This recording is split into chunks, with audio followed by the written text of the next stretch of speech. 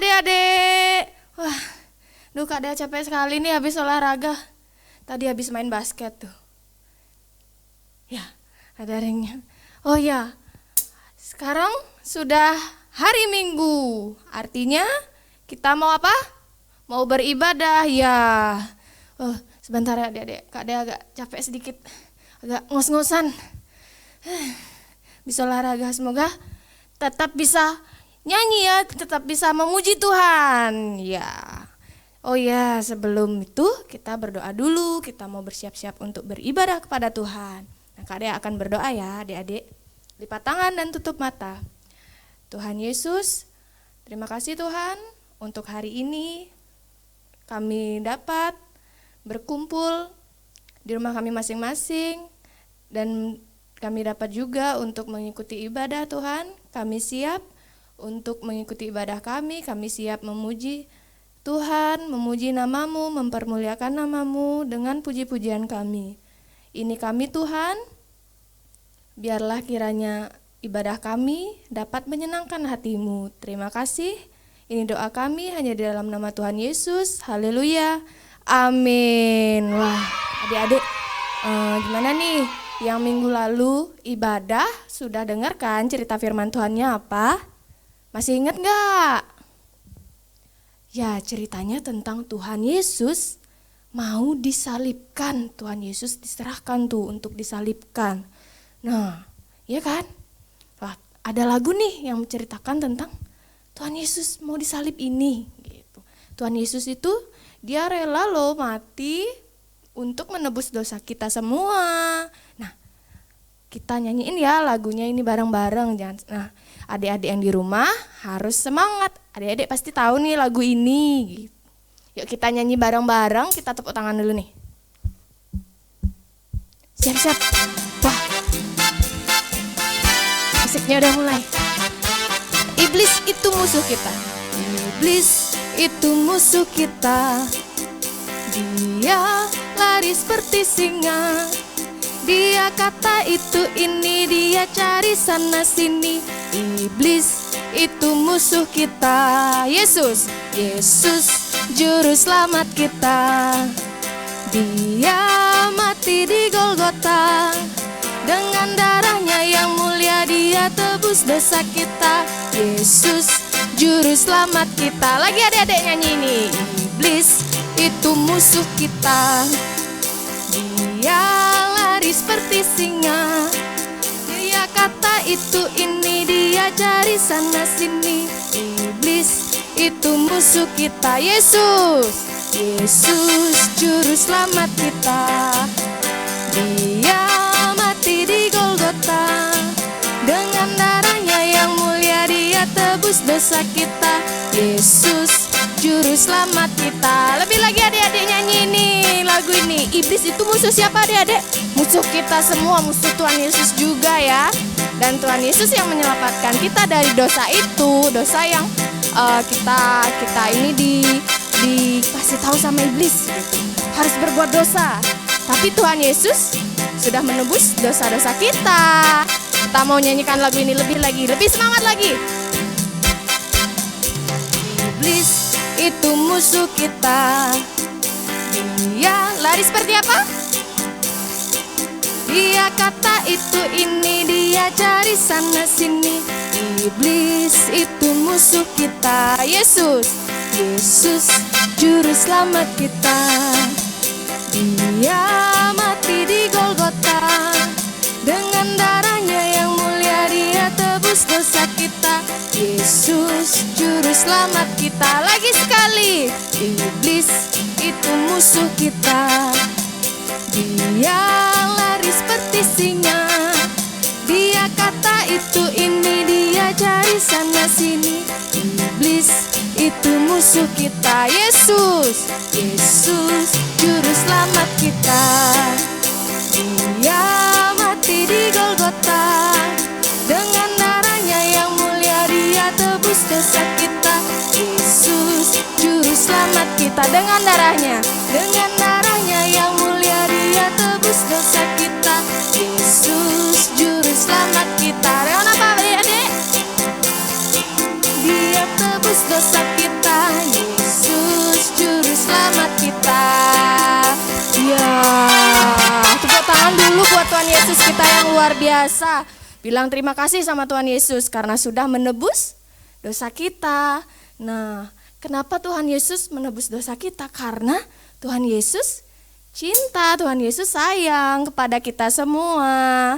Itu tandanya Tuhan Yesus sayang kita, makanya Dia mati di kayu salib menebus dosa-dosa kita.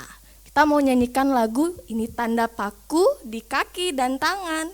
Itu artinya tanda cintanya Tuhan Yesus kepada kita semua.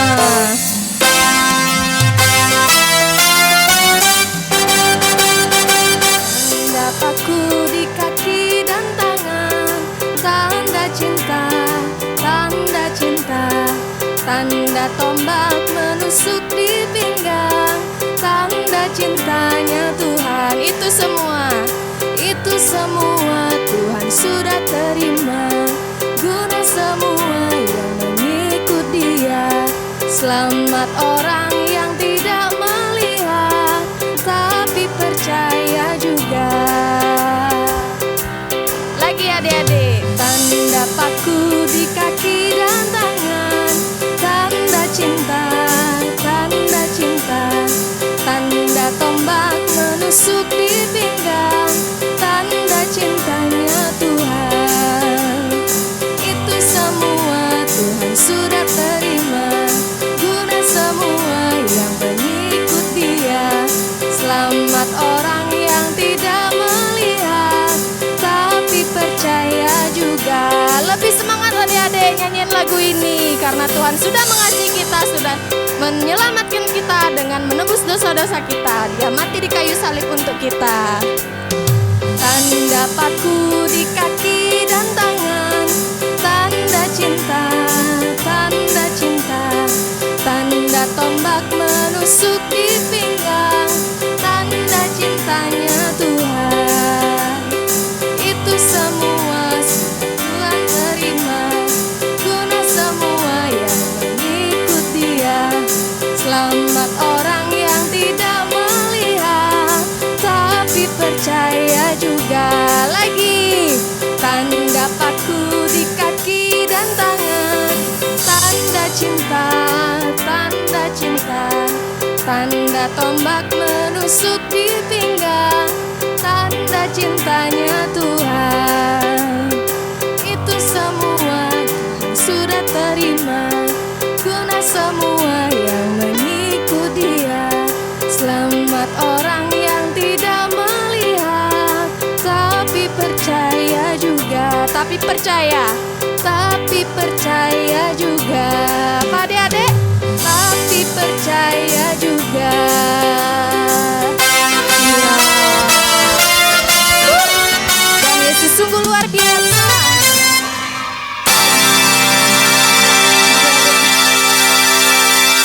Kita ucapkan terima kasih kepada Tuhan Yesus karena sudah menebus dosa-dosa kita.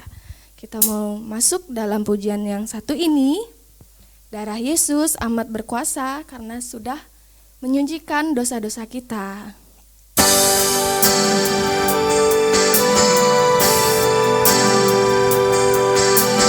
Darahnya amat kuasa.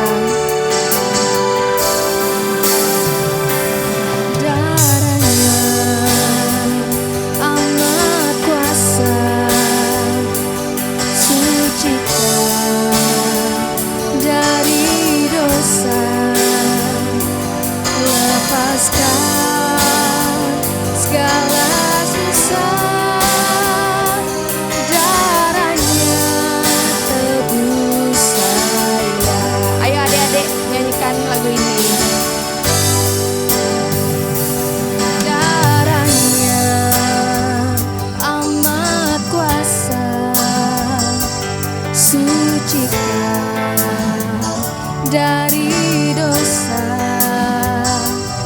lepaskan segala susah, darahnya tebus saya, darahnya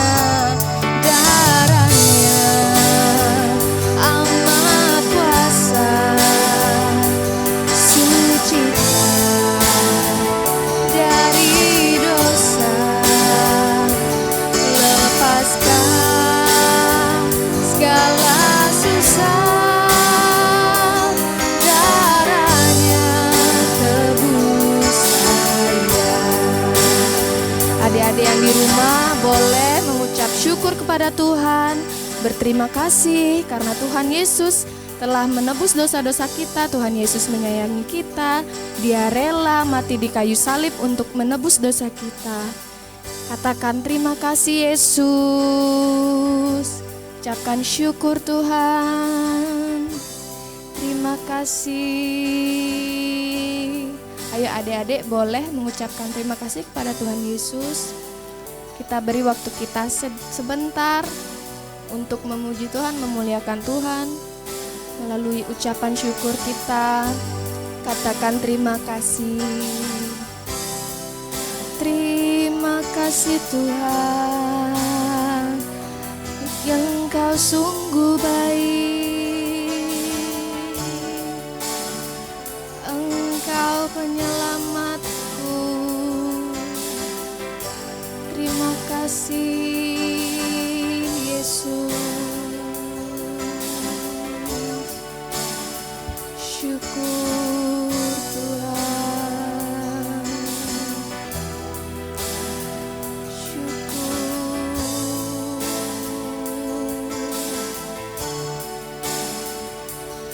Terpujilah Tuhan, Engkau sungguh baik, Engkau penyelamatku, Engkau penebusku, Yesusku luar biasa. Terima kasih Tuhan, terima kasih Yesusku,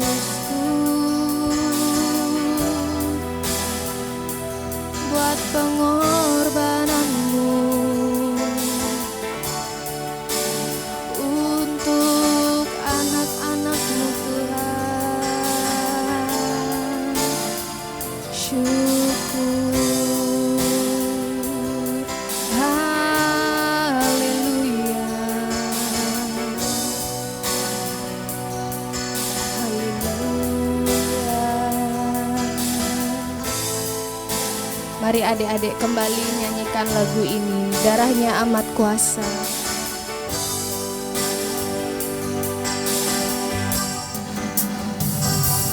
Darahnya amat kuasa, sucikan dari dosa,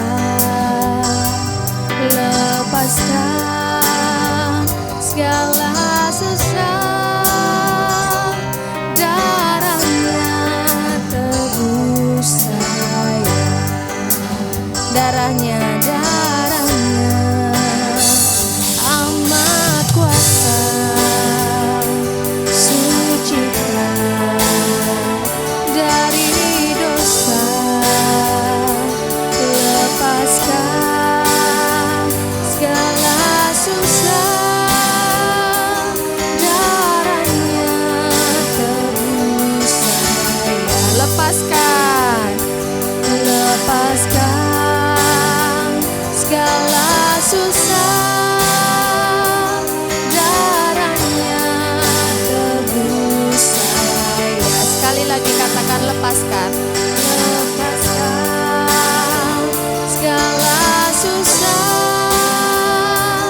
darahnya tebus saya.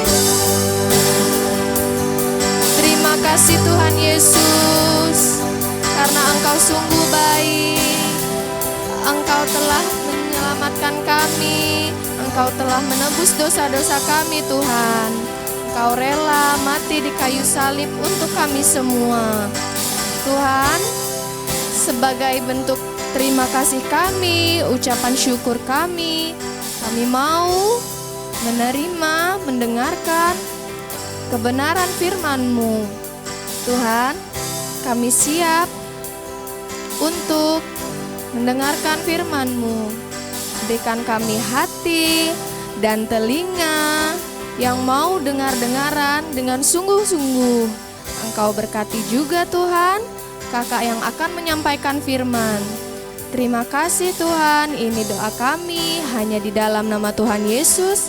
Haleluya, amin. Ya, kita sekarang mau mendengarkan firman Tuhan, lanjutan dari firman Tuhan yang minggu lalu ya. Langsung aja adik-adik, siap-siap, pasang telinga baik-baik ya.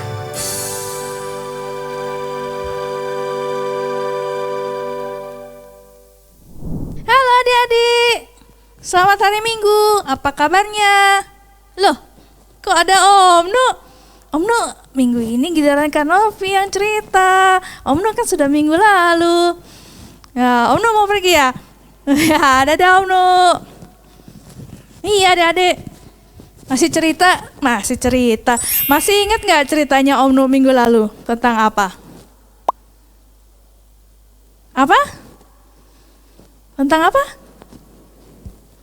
Ya, cerita yang... Oh, ada yang mau jawab. Apa adik-adik? Nanti jawabannya dikirim di video ya. Dikirim di video, dikirim di grup masing-masing, di kelas masing-masing, kelas Daud atau di kelas Daniel. Nanti yang dapat bercerita dengan keren, dengan luar biasa, nanti kakak kirim hadiah dari Tuhan Yesus. Ya, kita akan melanjutkan cerita yang minggu lalu, cerita dari Om Nu. Adik-adik sekarang siapkan catatannya dulu. Ya, siapkan catatannya. Sudah? Ya, kita tulis dulu ya, judulnya Yesus mati di kayu salib.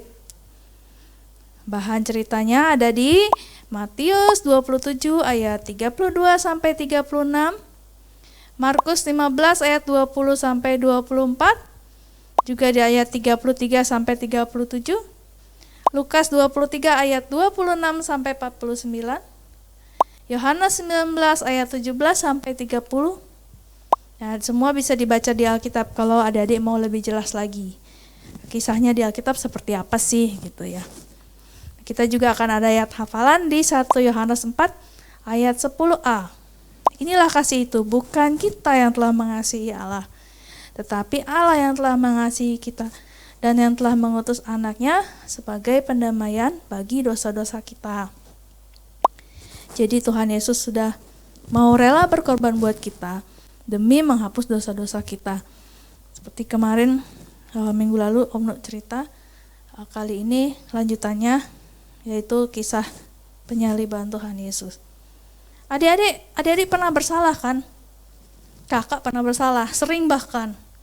Tapi apakah adik-adik mau dihukum saat bukan adik-adik yang bersalah? Misalkan adiknya yang salah atau kakaknya yang salah, tapi adik-adik yang dihukum. Bersedia tidak? Wah, mikir ya. Tapi kalau misalnya sahabatnya teman dekatnya gitu, yang bersalah, teman dekatnya adik-adik mau nggak dihukum gara-gara kesalahannya teman dekatnya?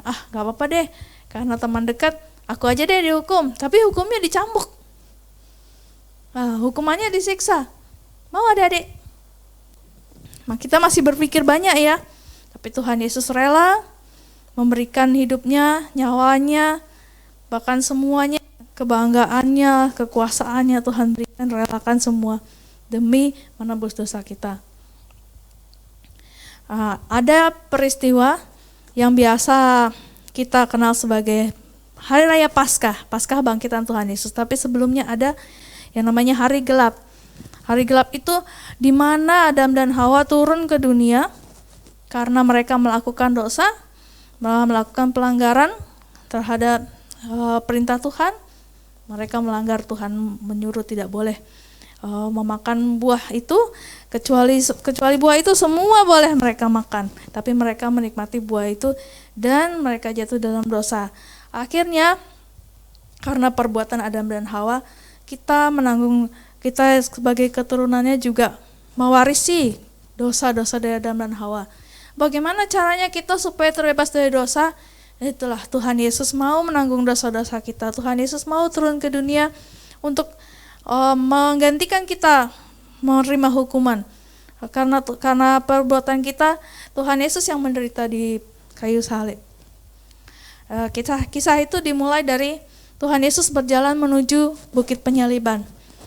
Waktu itu kisahnya adalah Tuhan Yesus disuruh mengangkat salibnya dengan berat.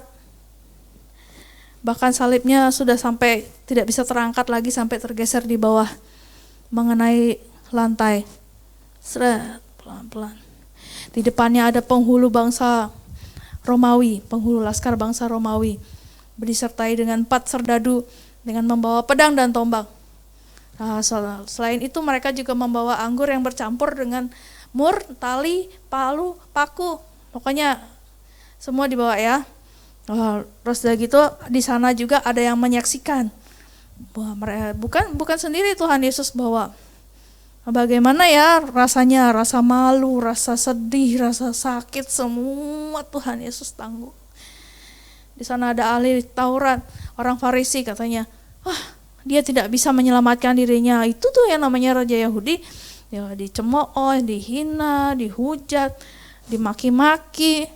Ada yang juga yang merasa sedih, ada yang mengikut, yaitu sekumpulan wanita yang biasa mendengarkan firman Tuhan, yang selalu mendengarkan Tuhan Yesus berkhotbah. Lalu Tuhan Yesus sudah mulai kelelahan membawa salibnya. Ada seorang bernama Simon dari Kirene.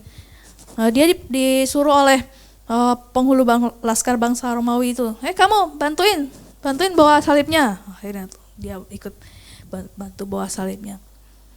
Nah, sampai di salib akhirnya Tuhan Yesus dipaku tangannya, dipaku kakinya, darah dan keringat keluar dari kakinya, dari tangannya, dan semuanya terasa sakit, semuanya terasa penderitaan Tuhan Yesus luar biasa buat kita adik-adik. Lalu sebelum dipaku sebetulnya para penjaga, para serdadu sudah menyiapkan air anggur dicampur empedu untuk membius, jadi supaya tidak terasa sakitnya. Tapi Tuhan Yesus tidak mau dibius, Tuhan Yesus mau merasakan sakitnya. Tuhan mau merasakan sakitnya kita, Tuhan mau merasakan semua penderitaan yang kita alami, penghinaan, kesedihan, kekecewaan, semua Tuhan Yesus alami, menggantikan kita.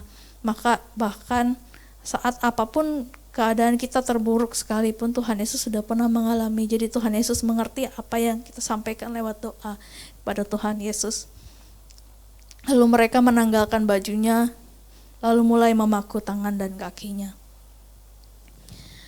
Adik-adik, saat merasakan seperti itu, Tuhan Yesus bukan geram, bukan marah, bahkan Tuhan Yesus dengan mudah bisa lepaskan semuanya lalu terangkat ke surga dengan mudah sekali. Tapi Tuhan Yesus mau berkata kepada Bapa, bahkan dia berdoa, Bapa, ya Bapa ampunilah mereka, sebab mereka tidak tahu apa yang mereka perbuat.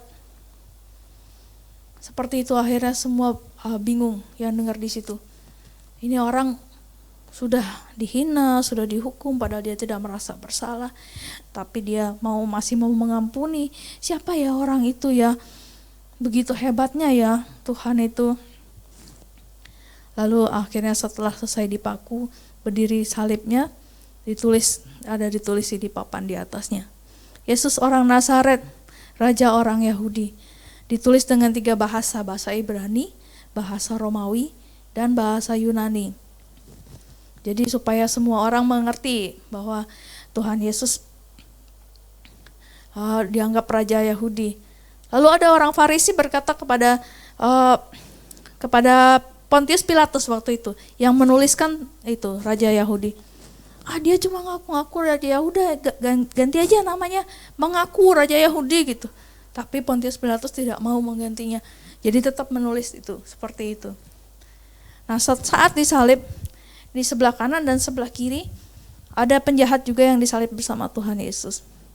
Dari teriakan-teriakan massa, dari teriakan-teriakan orang-orang yang berkumpul di sana berkata, selamatkan dirimu, kamu kan Mesias, kenapa kau tidak bisa menyelamatkan dirimu?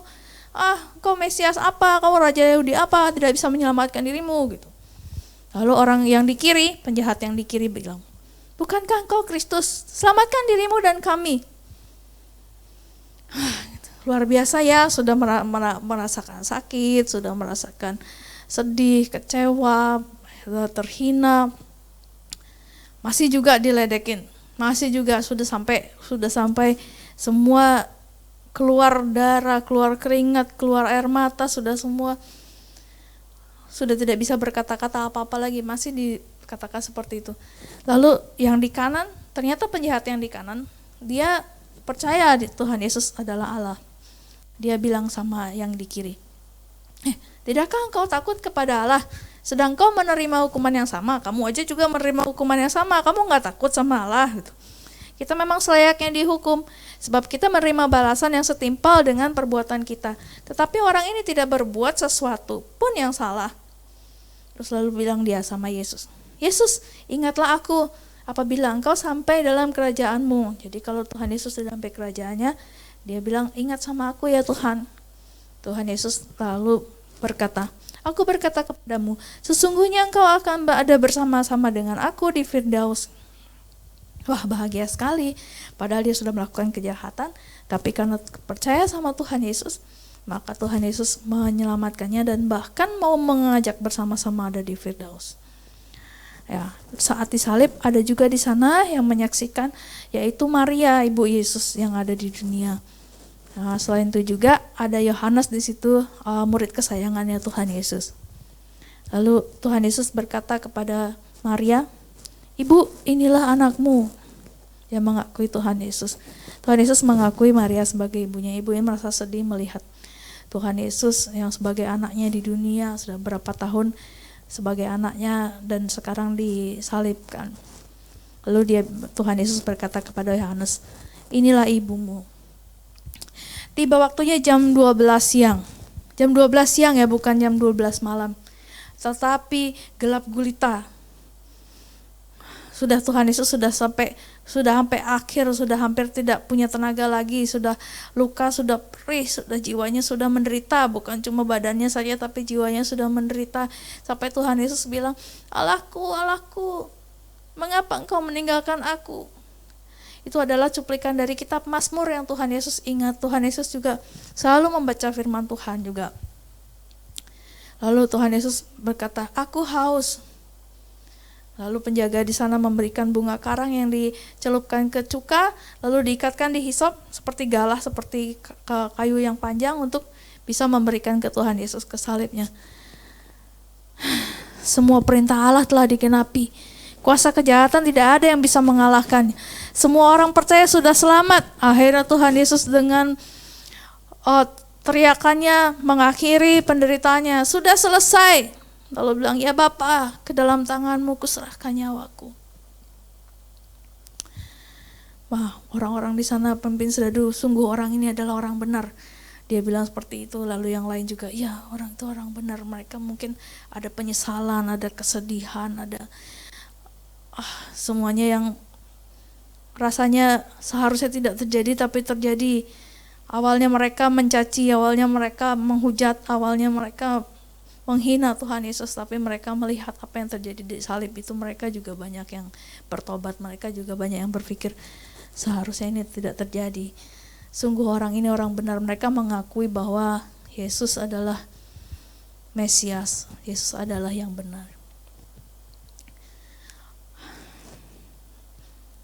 Oleh itu adik-adik, kita sepatutnya merasa bangga mempunyai Tuhan Yesus yang benar. Sepatutnya kita merasa sukacita mempunyai Tuhan Yesus yang luar biasa, yang memberikan nyawanya, memberikan semua yang Semua yang dia punya, semua kebaikannya dia tinggalkan demi untuk menggantikan kita dihukum oleh karena kesalahan kita, oleh karena dosa kita.